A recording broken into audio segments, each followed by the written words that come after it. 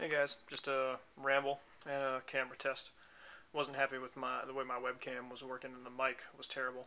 I found this old flip vid that I bought forever ago and completely forgot about. It's been in a drawer. So I'm just gonna give it a test and go through what I've been working on. Spoilers, spoilers, spoilers. Serpent Skull spoilers. If you're a player in Serpent Skull, do not watch. If you are one of my players, I will kick you in the teeth. Yeah, so I've been working on the Aslanti temple, which I should not be. I should be concentrating on the beginning of the book. I've got most of that prep done. We're probably going to start Serpent Skull in a couple weeks, so I should really get tightened up on the very beginning of the module. But dungeons are fun. What I do is take the Wizards of the Coast dungeon tiles and poster tack them to black foam core. That way you can take the whole piece with you, have it leaning up against the wall. The players don't know as they, if you got, it's a big dungeon, you got 6, 7, 8 of these, 2, 3, 4, whatever. And then as they explore, you can get them out. I will cover with a fog of war, either what I usually use is just black construction paper, but I've seen some other ideas lately. This guy, Pirate, uses little sheets of black felt. It's a good idea. So yeah, so far what I've got is for the entrance, this room, the balcony, this hallway and series of rooms. I don't have anything east of that door. So none of this. That'll be a whole separate sheet of foam core. Not foam. Yeah, foam core. So when the PCs come into here, there is a 40-foot walkway, right, that they'll be looking up to from down there. Here's where I had to make some concessions, and if you guys have any thoughts on this, please let me know. Right, so they come in, they see the 40-foot walkway, they come down, they go through a door, they go upstairs, right? This hallway is on a higher plane because they went upstairs. So this door here comes out up here because all of this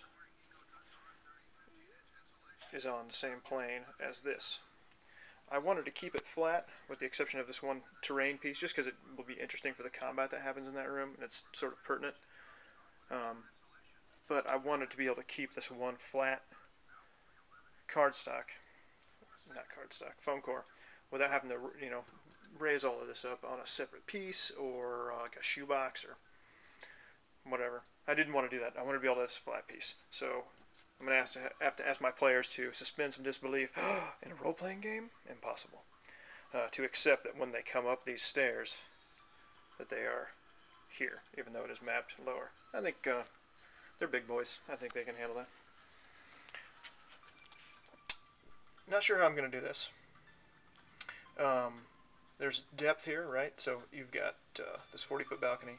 All of this is on a separate tier that I'm leaving flat. These go up.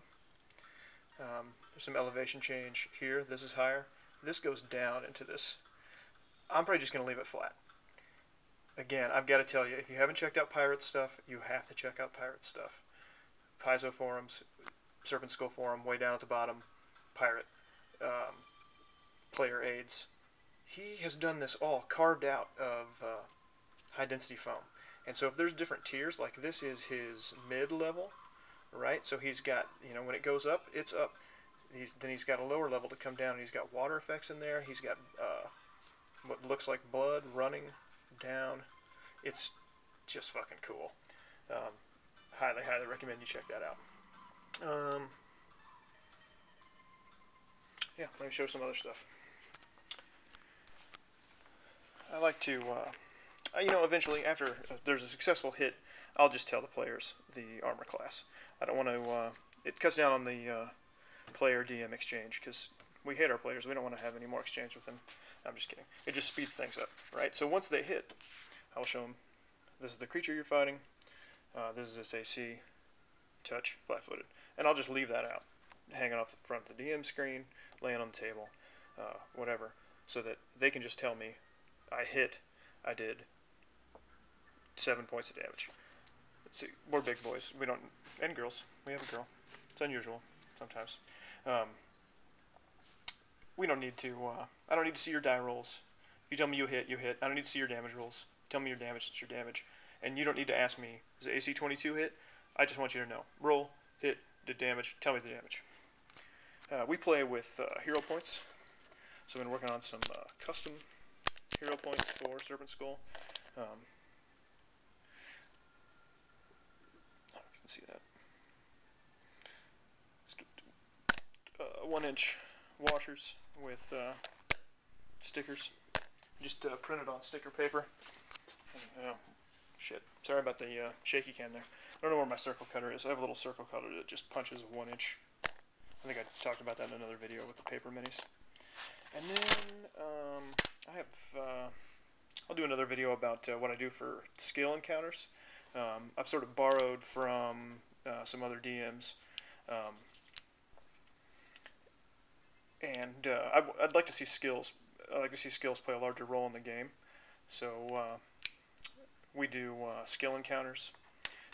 But what's on the line is not only the task at hand, but action points. It's a way for the hero points. It's a way for the PCs to earn hero points.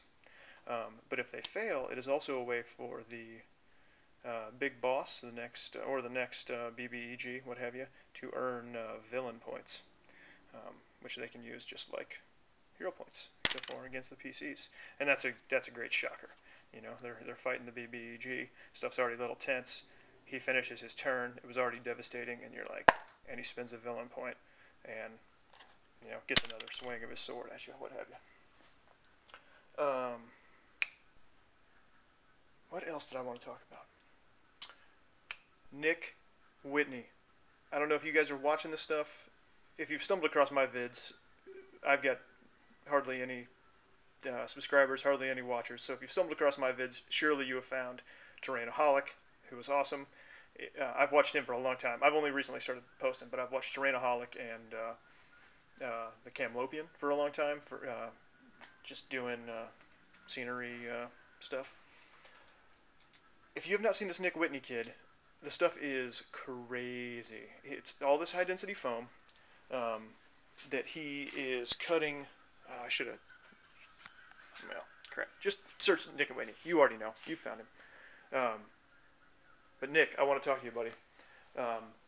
I build tables. Another thing we do is we build tables. A lot of people, when they say game table, they mean like just the surface, you know, with the terrain or the board for that particular scenario. We're RPGers, so we build, you know, full-on sit-around poker-style table, except for built for RPG. Drawers, cup holders, dice rollers, inch grid top, whatever. We've been through lots of different versions. We're working on a top right now. This is slate. We picked up, thanks to Craigslist and a buddy in my group who stumbled across it, $10 for that. So we're building a table all around that, right? That's going to be the top tier.